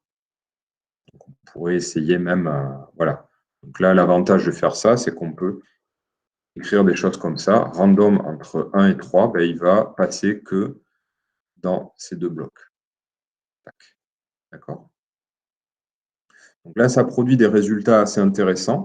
Donc, quand vous avez ce système graphique de grille, en fait, ce qui est assez intéressant, c'est que dès qu'on fait des motifs un petit peu géométriques, ça crée comme ça des choses assez esthétiques, en fait, qui rejoignent un petit peu ce qu'on avait vu, ce que je vous avais montré sur le travail de Vera Molnar, et puis même un petit peu ce que je vous ai montré là sur l'Instagram de ce matin, qui est en lien dans le cours. D'accord? Donc ça, pareil, vous voyez, on a écrit les if pour les cas 0, 1, 2, 3, mais si je change ici les paramètres du random, eh bien, je ne peux quelque part que sélectionner les cas qui m'intéressent. Bien tenter. Donc ça, petit truc que je vous montre. Là, je remets ici entre 0 et 3. Donc, vous vous souvenez, le random, quand on lui dit random de 0 et 3, en fait, il ne va jamais aller jusqu'au maximum. Donc, il va tirer des nombres entre 0 et 2,99. Et donc, le int de random, ça veut dire qu'on tronque on oublie tout ce qui est après la virgule et on prend juste la partie entière. Voilà, c'est tout. Voilà. Donc, pour les fonctions, je répète, vous pouvez créer vos propres fonctions, c'est-à-dire regrouper un ensemble de commandes que vous pouvez rappeler ensuite comme bon vous semble dans le programme. Et cette définition de fonction, vous la définissez avec des paramètres. Donc là, pour nous, les commandes graphiques en général, comme vous l'avez vu au cours des premiers cours et puis des cours qu'on a fait avant, en général, on passe des positions et des dimensions. Donc là, on n'a pas vraiment dérogé à la règle des commandes graphiques de processing. On a passé d'abord un XY et puis après une dimension. Alors, pour cette partie fonction, donc l'exercice que je vais vous donner pour la semaine prochaine, ça va être de reprendre en fait ce sketch, en tout cas la structure de ce sketch, Et je vais vous demander d'imaginer quatre petites fonctions qui vont venir ici s'insérer dans les, dans les conditions, ici, if. Et donc, l'idée, ce sera d'essayer d'imaginer. Alors, ce que je vous conseille de faire, c'est de faire un petit peu ce qu'on a fait ce matin. C'est-à-dire, plutôt que de travailler directement dans ce sketch, c'est de prendre un sketch neuf et de travailler les petites fonctions à l'intérieur de ce sketch. Une fois que vous avez fait ça, donc là, les fonctions que je vais vous demander d'écrire reprendront un petit peu la même nomenclature, en tout cas la même écriture, c'est-à-dire un XY et pourquoi pas une ou deux dimensions, et de venir ensuite les reporter à l'intérieur de ce sketch pour produire comme ça voilà, des graphismes. Comme ça. D'accord? Donc, je mettrai comme d'habitude, tout à l'heure, là, en début d'après-midi, je mettrai la consigne sur le GitHub. D'accord? Voilà. Ici. Donc, pour la partie fonction, voilà, je vous ai montré. Donc, on reverra ça la semaine prochaine, hein, comme d'habitude. On voit tout. Alors, pour l'exercice du motif. Oui, bien sûr, oui, oui. Là, j'ai mis en noir et blanc, c'est pour. Je dirais que c'est par choix personnel, mais vous pouvez bien sûr mettre des fils ou des strokes qui vous conviennent. Hein. Là, on a raisonné. Alors, c'est ce que je voulais vous montrer, c'est qu'on a raisonné en forme pleine, mais ensuite, vous pouvez vous raisonner qu'avec des lignes, avec des rayures. Enfin, à vous d'imaginer voilà, d'imaginer quatre motifs. Donc, vous pouvez, bien sûr, je vous encourage à vous documenter. Je vous mettrai des références parce que, alors, j'avais vu que Étape, le magazine Étape, ils ont sorti un bouquin justement sur ces systèmes de grilles. Donc, vous pouvez, alors, design graphique, pattern. Alors, je ne sais plus. Bon, il faudra que je le retrouve, mais ils avaient sorti un bouquin. Donc, vous pouvez, bien sûr, je vous encourage à vous inspirer de motifs existants. Alors, bien sûr, pas des choses ultra complexes, mais d'essayer d'être originaux, voilà, et surtout, voilà, ce qui fonctionne bien, c'est de jouer sur les symétries. Alors, base de la frivolité, non, c'est pas ça. Bon, je vous retrouverai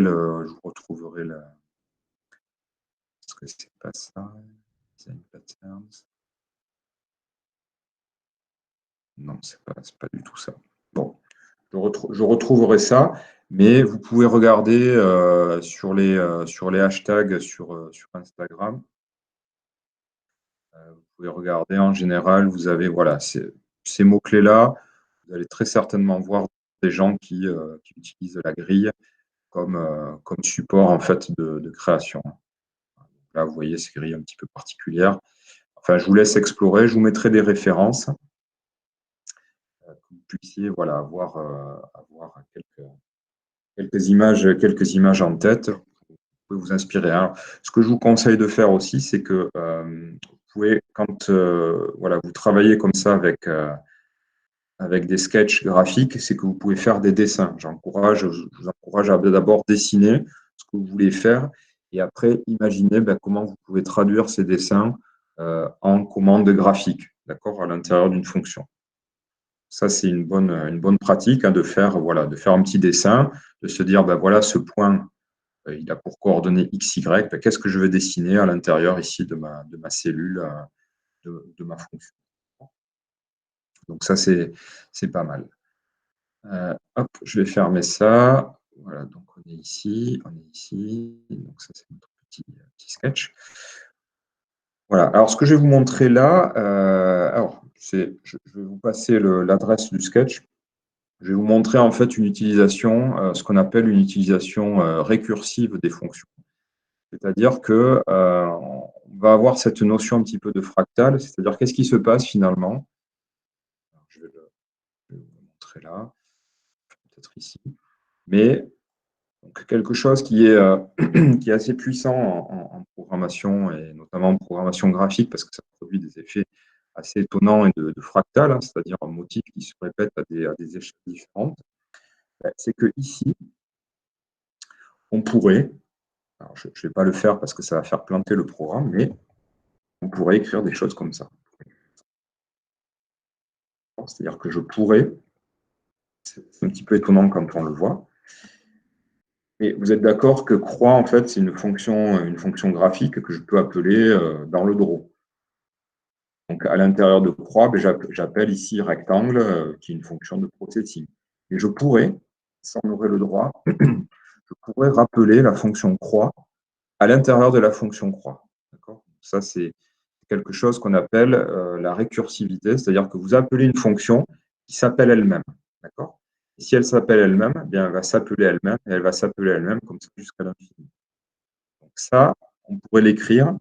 Il y a une certaine façon de l'écrire. Donc je ne vais pas rentrer dans les détails de ces fonctionnalités, mais je vous ai préparé un petit exemple en fait qui montre l'utilisation en fait dessinée. Alors, je vais vous montrer le principe de dessiner comme ça en fait ce qu'on appelle un arbre. Et un arbre, en fait, on va dessiner une ligne. Et on va appeler cette fonction, on va créer une fonction qui s'appelle la fonction branche, qui dessine simplement un trait. Et cette fonction branche, en fait, elle va dessiner elle-même deux branches qui vont partir comme ça, qui elles-mêmes vont dessiner, hop, deux branches qui vont partir comme ça, qui vont partir comme ça. Et quand on fait en tout cas, quand on utilise ce paradigme de code de récursivité, c'est-à-dire une fonction qui est capable de s'appeler elle-même, on est obligé à un moment donné de mettre ce qu'on appelle une condition de sortie, c'est-à-dire de dire, bah, voilà, on s'est appelé un certain nombre de fois, de manière imbriquée comme ça, il faut qu'on stoppe. Donc là, vous allez voir la condition de sortie, c'est sur la longueur des branches. Donc le petit programme, il fonctionne comme ça, on dessine une branche, et cette branche-là va dessiner deux autres branches, mais dont la longueur est un pourcentage de la branche parente. D'accord ? Vous allez voir, c'est, je crois, j'ai mis 70. Et ce qui fait qu'à un moment donné, eh ben, le truc, voilà, ça s'arrête. Bon. C'est un petit peu compliqué. Pas besoin de s'appesantir. Je voulais juste vous le montrer parce que c'est assez génial, en fait, comme dessin, comme fonctionnalité. Je vais retourner dans l'éditeur. Retourner ici. Et donc, le sketch s'appelle voilà, fonction arbre. Je peux copie-colle si vous voulez le tester. On va simplement juste modifier 2-3 paramètres. Voilà. Et si je lance, ben voilà. Vous voyez, le programme est alors, sur l'index, pardon, je vais sur le sketch. Le programme est relativement simple. En fait, j'ai deux fonctions. Une fonction qui s'appelle drawTree et une fonction qui s'appelle drawBranch. Et une branche, en fait, elle dessine simplement une ligne. Elle fait des opérations de translate rotate donc pour pivoter et elle dessine deux branches à son tour. Dessiner l'arbre, c'est dessiner la première branche, qui est le tronc en quelque sorte, et qui elle-même, une fois qu'on rentre là-dedans, eh bien, elle va dessiner les deux premières branches ici, qui elles-mêmes vont dessiner les deux premières branches, et ainsi de suite. D'accord ?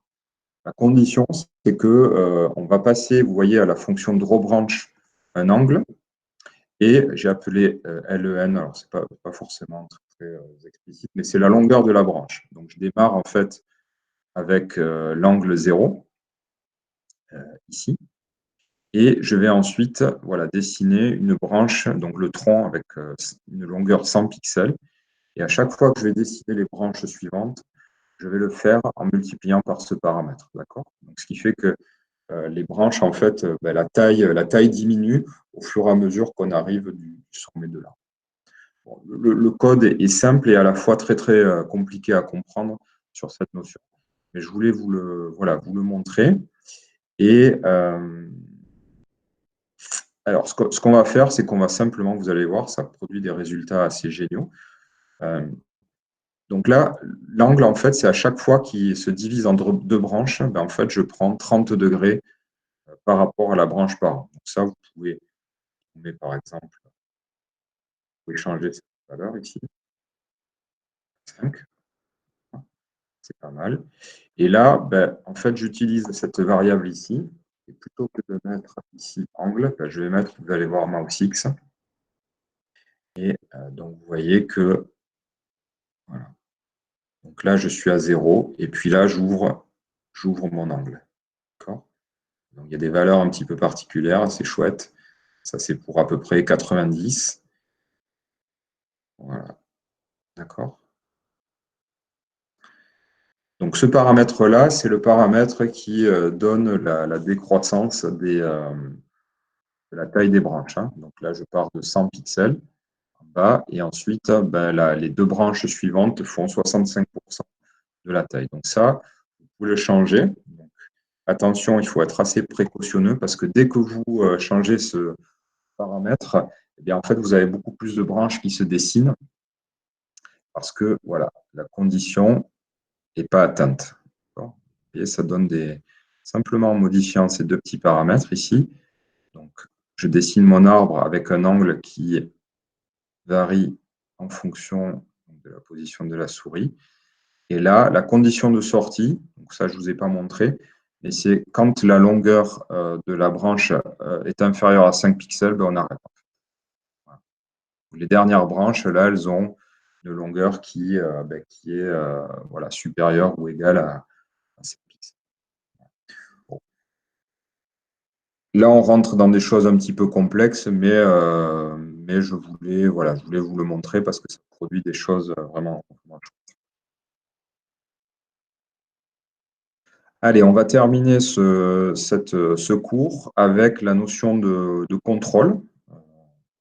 Donc, je vais vous montrer comment on peut rajouter des éléments de contrôle et notamment ce qu'on appelle des sliders et qui vont vous permettre de modifier des paramètres de votre programme mais sans toucher le programme en lui-même. Donc, c'est ce qu'on va faire, puis on va appliquer ça comme on a fait à la grille, c'est-à-dire qu'on va paramétrer en fait le nombre de cellules, voilà, sur X et sur Y. Donc, on va faire ça. Et sans aller modifier le code, vous allez être capable en fait de faire varier cette résolution de grille. Donc, on va faire ça. Alors, donc ça, je sauvegarde. Vous pouvez aller regarder le code. Je ferme la fenêtre. Ça, je me le garde de côté. On va y revenir. Ça, je vais sauver. Non, ça, je le laisse là.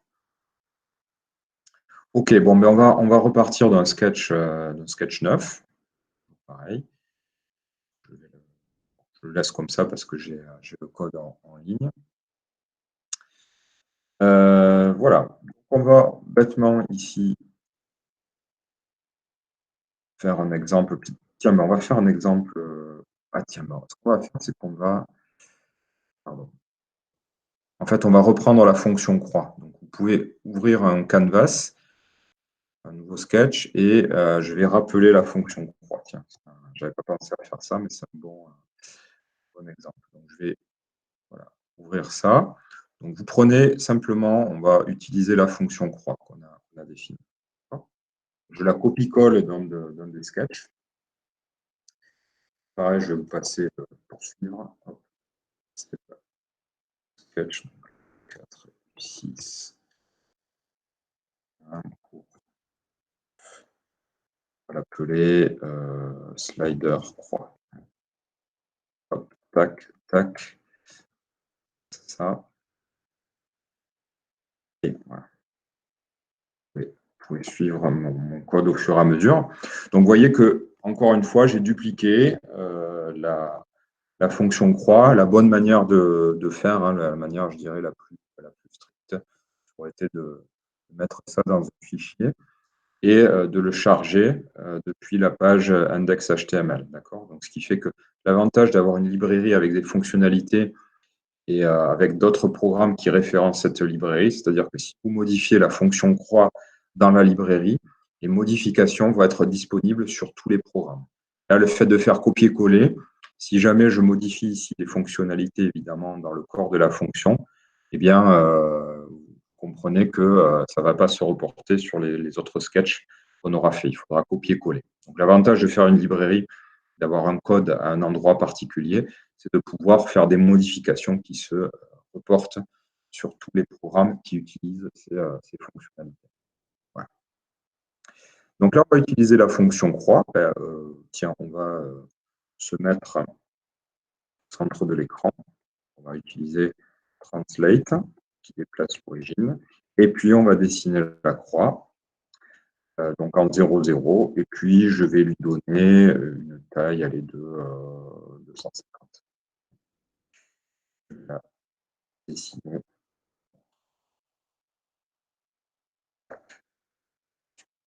Ça fonctionne.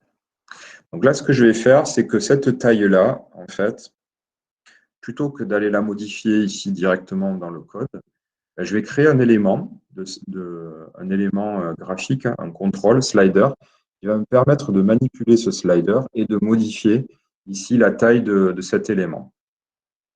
Alors, comment on va créer un slider? Eh bien, on va d'abord, comme tout objet, on va créer une variable ici qui va référencer en fait cet objet graphique qu'on va, un petit peu comme une image qu'on manipulerait. Ben là, on va créer par code un slider. Alors, ce n'est pas une image, mais c'est un objet qui va avoir des propriétés. Et cet objet, ben, en fait, on va le référencer. En tout cas, on va lui associer une valeur. Donc, je vais l'appeler slider taille. Hein.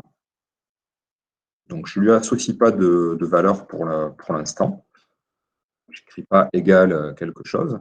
Mais comme pour les images, en fait, je vais l'initialiser dans le setup. Hein. Donc, le setup, c'est le lieu vraiment où on crée, on initialise en fait pas mal de choses. C'est à ce moment-là que je vais dire égal.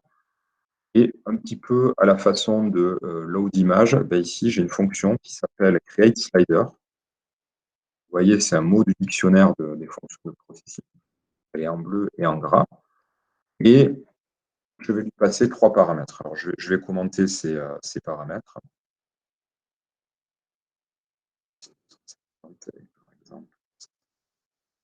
Alors, à quoi correspondent ces paramètres? Un slider, en fait, il va être composé on va dire, de 3 valeurs qui le définissent, un minimum, un maximum et une valeur par défaut. Donc, on va voir à quoi ça correspond. Ça paraît un petit peu abstrait comme ça, mais pour l'instant, voilà. Donc, minimum, maximum et valeur par défaut. Et on va, ce slider taille, on va le positionner sur notre espace ici. On va le positionner sur le canvas. Bon, c'est ce qu'on va faire. On va le positionner. Et donc, je vais lui donner une position 10-10. D'accord. Donc, ça veut dire que ce contrôleur graphique, enfin, cet élément graphique, va être positionné sur l'écran ici à la position 10-10. Si je relance, vous voyez qu'on a un élément ici qui est apparu et que je peux manipuler. Donc, un slider, c'est ça. C'est une barre, en fait, sur laquelle vous manipulez un élément. Donc, il y a une butée à gauche, puis une butée à droite. Et donc, la butée, quand vous serez complètement à gauche, il y a la valeur qui sera associée à ce contrôle, ce sera 50. C'est ce que j'appelais le minimum. Quand vous serez complètement à droite, ce sera cette valeur, 250. Et quand je démarre le sketch, il a une valeur par défaut qui est de 150. Donc, j'aurais pu mettre, par exemple, 50 ici. Ça veut dire que voilà, je suis embuté complètement à gauche, puisque la valeur par défaut, c'est le minimum. Là, si je mets cette troisième valeur de 150, je suis embuté à droite. Donc, en général, ce qu'on fait, c'est qu'on initialise la valeur qui est à peu près au milieu. Donc, cette idée, c'est de faire en sorte que quand je manipule ce slider, j'aimerais faire en sorte que j'aille de 50 à 250 et que ça paramètre la taille de ma croix. Alors, comment je vais m'y prendre? Je vais regarder où est-ce que je dessine en fait ma croix, c'est ici, et la taille, c'est ici, et je vais utiliser donc cette écriture, je vais utiliser mon slider, vraiment, et je vais regarder, donc je vais appeler cette fonction .value, qui ne prend pas de paramètres, et cette fonction, en fait, elle va me donner la valeur qui est associée en fait à la position du slider. Donc, embuté à gauche 50, embuté à droite 250, et puis en fonction de la position de ce petit élément, des valeurs intermédiaires. J'y vais, et puis je regarde. Hop. OK, super. D'accord. Donc ça, c'est ce qu'on appelle associer un contrôle en fait à une variable, en tout cas un élément, un paramètre de notre programme. Donc ça, c'est très très commun en fait quand on commence à écrire des outils un petit peu custom. On va définir un ensemble de paramètres et à chacun de ces paramètres, donc qu'on veut qu'ils soient modifiés, on va associer des contrôles. Et en manipulant ces contrôles, on va modifier les paramètres de ces contrôles et modifier les paramètres de ces variables et jouer sur notre programme. D'accord ? Donc, ce qu'on va faire, c'est qu'on va associer un deuxième paramètre et on va faire pivoter comme ça notre croix par le biais de rotate. OK ? Donc, on veut créer un deuxième slider, eh ben, on crée une deuxième variable. Slider, on va l'appeler rotation. Et puis, on va se positionner dans le setup. Slider, ici, rotation. Et je fais exactement pareil. D'accord ? Create slider. Alors là, je vais prendre un petit peu des valeurs différentes. Je vais dire, la valeur minimum, je veux que ce soit 0, donc 0 degré. La valeur maximum, ça va être 360 degrés. Donc, je veux que mon slider, quand je le manipule, ma croix fasse un tour. Et par défaut, je vais mettre donc la valeur 0. Je vais ensuite le positionner. De rotation. Je vais le positionner, alors évidemment pas à la même position, hein, mais je vais le positionner dessous. Donc, je vais mettre le même X. Par contre, le Y, là, je vais faire un petit peu au pif, je vais mettre 40. D'accord ? Donc, le même X, il devrait être aligné ici sur la gauche. Et, ouais, je vais regarder mon téléphone, excusez-moi, je reçois un appel. Et donc, 40, ça va être par là. Alors, on peut regarder, hein, voilà. Regardez, OK, je fais un le programme. Donc, vous voyez que j'ai deux sliders. Donc, le premier qui est associé donc, à la taille et le second, pour l'instant, le second, il existe, mais je n'ai pas utilisé la valeur qu'il masque dans mon code. Donc, je vais allier à ça et puis je vais faire ici un rotate. Ici, donc toujours pareil. Transformer en radian la valeur que je vais lui passer. Et quelle est la valeur que je vais lui passer ? Je vais lui passer la valeur qui est associée à ce slider. Slider, rotation.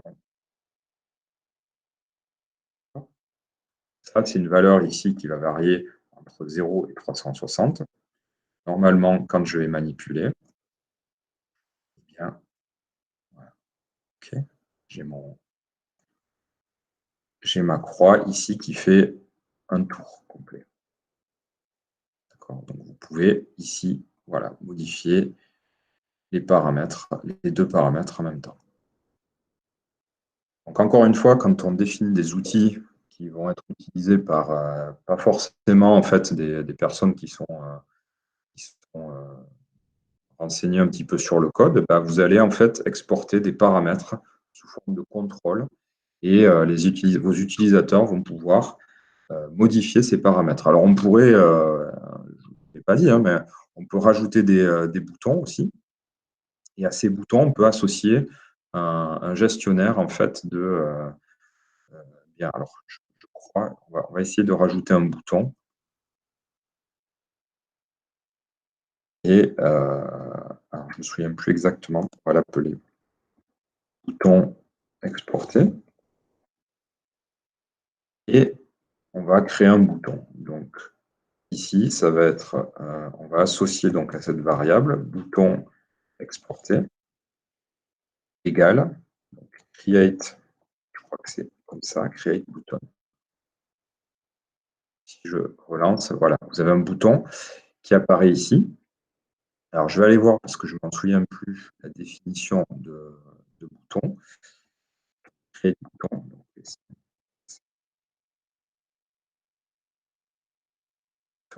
Voilà. Voilà, donc c'est create button. Et voilà. D'accord, ok, je me souviens.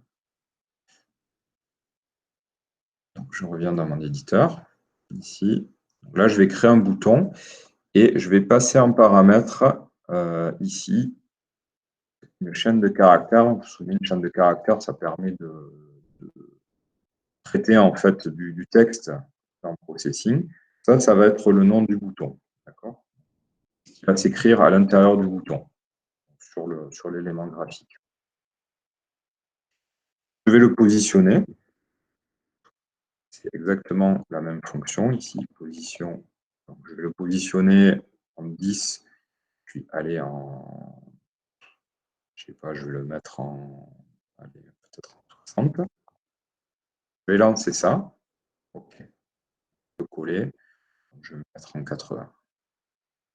Donc, vous voyez qu'on a créé ici donc, 2 sliders.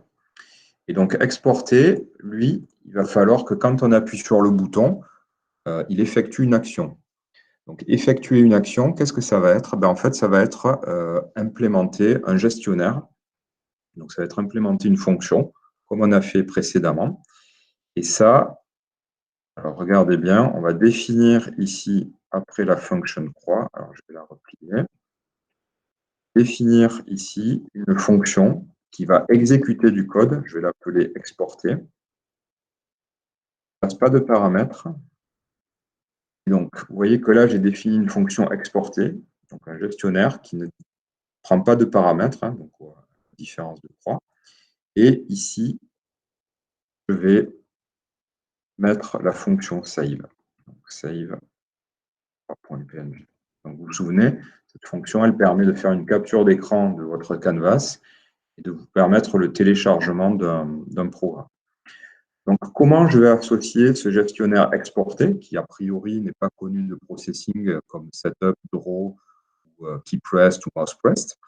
Et en fait, vous allez ici écrire quelque chose comme bouton exporter, point, et vous allez écrire ça. Donc ça veut dire que quand on appuie sur le bouton exporter, eh bien, il doit exécuter la fonction exporter. C'est ce que ça veut dire. Ça veut dire quand on appuie sur le bouton exporter, il doit exécuter ce gestionnaire-là. Donc ça, ici et ici, ça doit être le même nom. Donc, je vais relancer mon code. Je fais des modifications. Voilà, ça me plaît. Et je vais faire exporter ici. D'accord? Donc, je me retrouve ici bien avec un export de mon canvas. Alors, vous n'allez pas pouvoir voir le fichier, mais je vérifie et je retrouve bien. Je peux peut-être voilà, hop. Donc, vous voyez bien que ici, c'est ce que j'ai téléchargé. Et vous voyez, c'est ce qui a été exporté. D'accord? Vous voyez que là, on a associé un contrôle, non pas une valeur, mais une action. Cette action, en fait, elle est définie par une fonction dans laquelle je positionne des commandes, comme on a fait pour les dessin de croix. Okay, voilà. Donc, en général, avec déjà ces deux contrôles, on peut réaliser pas mal de choses, donc des boutons et des sliders. Alors, il existe tout un tas de contrôles, hein. Il y a les contrôles scroll bar, les contrôles liste déroulante, les contrôles checkbox aussi. Donc, ça, par exemple, ici, c'est une checkbox. On appelle une checkbox. Vous cliquez. Puis, elle est, donc, en général, c'est associé à une variable booléenne. Donc, les variables qu'on connaît un petit peu, auxquelles on associe les valeurs true ou false. Et voilà. OK. Allez, pour terminer, on va exploiter cette fonctionnalité-là. On va retourner dans notre sketch de double boucle, enfin de boucle imbriquée, de motifs. Et simplement, on va utiliser en fait un slider qui va nous permettre d'ajuster la fonction, ou en tout cas la variable res. D'accord? Donc, on va avoir une variable, en tout cas un contrôleur, qui va nous permettre d'ajuster le nombre de motifs en fait en X et en Y. D'accord? Donc, on va faire ça. On va revenir ici. Alors, hop, je suis perdu. Voilà, ici. Donc, vous reprenez le sketch ici sur lequel on a travaillé il y a quelques minutes. Et alors, une des petites contraintes, c'est qu'on va devoir ici. Alors, comment on pourrait faire? Oui, je n'ai pas pensé à ça. Au fait que no loop, qu'on ait le no loop. Ouais, ce qu'on va faire, c'est que. Oui, je n'ai pas pensé à ça. Je n'ai pas pensé à ça parce que ça veut dire que si on change, en fait. Alors, on pourrait créer un slider, hein, comme on a fait ici dans le setup, qui est associé donc à ces deux variables. Mais je n'ai pas pensé au fait que si on modifie en fait la résolution X, il faut recalculer dans le draw ces deux valeurs. Okay. Alors, ce que je vais faire, c'est que je vais vous préparer le sketch. Je vais le faire un petit peu offline et je vais le mettre en ligne, voilà, en expliquant. Là, ça va être peut-être un peu voilà, des manipulations un petit peu complexe, enfin pas complexe, mais il va falloir reporter le code. Bon, ce que je vais faire, c'est que je vais le mettre en ligne et puis on le verra, on le commentera ensemble lundi prochain. Okay. Là, je vais devoir vous quitter. J'ai un appel pour le boulot. Donc, ce qu'on va faire, c'est que je vais reprendre ce sketch et puis je vais le mettre avec la valeur slider. D'accord. On le commentera en début de session la semaine prochaine. Alors, hop. Message. D'accord, ok, je n'ai pas vu.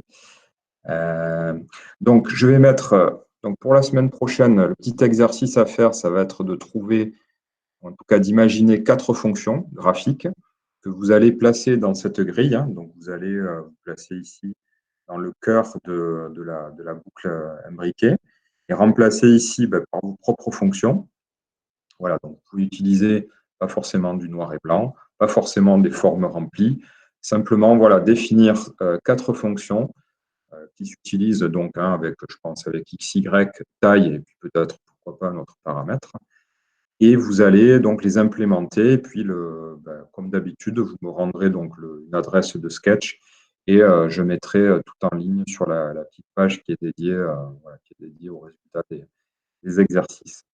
Voilà, j'en ai terminé pour ce que je voulais vous montrer. J'espère que ça a été clair pour vous. Donc la semaine prochaine, alors pour la semaine prochaine, donc cet exercice à faire. Et qu'est-ce qu'on va voir la semaine prochaine? Alors j'ai commencé, je vous ai préparé quelques sketchs. Donc on va faire plutôt ce qui est du motion. Donc on va exploiter les variables temporelles. Et je vous montrerai comment on peut simplement, assez facilement, faire des GIFs animés à partir, donc depuis P5JS, exporter des GIFs animés qui bouclent. Voilà. Donc on va exploiter les fonctionnalités, notamment de rotate, associé à un angle, pour faire boucler des motifs. Voilà. Si on fait, hein, on peut imaginer assez aisément que si on fait tourner des motifs en fait, qui reviennent de 0 à 360 degrés, eh bien, on peut faire comme ça, boucler de manière infinie un GIF animé. Donc, on verra ça et on commencera à la fin de session. Donc, je suppose que vous êtes sur des ordis qui sont équipés de webcam. Eh bien, je vous montrerai comment on peut se connecter. Alors, j'espère que ça fonctionnera. Bon, je ferai des tests, puisque là, j'utilise la webcam, mais on utilisera. Donc, vous allez voir comment on peut manipuler l'image de la webcam directement dans Processus, dans P5JS. Comme charger une image, sauf que cette image, en fait, elle arrive de la webcam et on peut faire des opérations sur les pixels, la couper, la retourner, faire des opérations de translate, rotate, etc. Je vous montrerai, voilà, je vous montrerai tout ça. D'accord. Écoutez, voilà, on a terminé. Je vous souhaite une bonne semaine et je mettrai ce cours en ligne tout à l'heure sur YouTube. Voilà. Donc, je vous dis à lundi prochain. Et puis, voilà, merci. Passez une bonne semaine aussi. Voilà. Allez, ciao.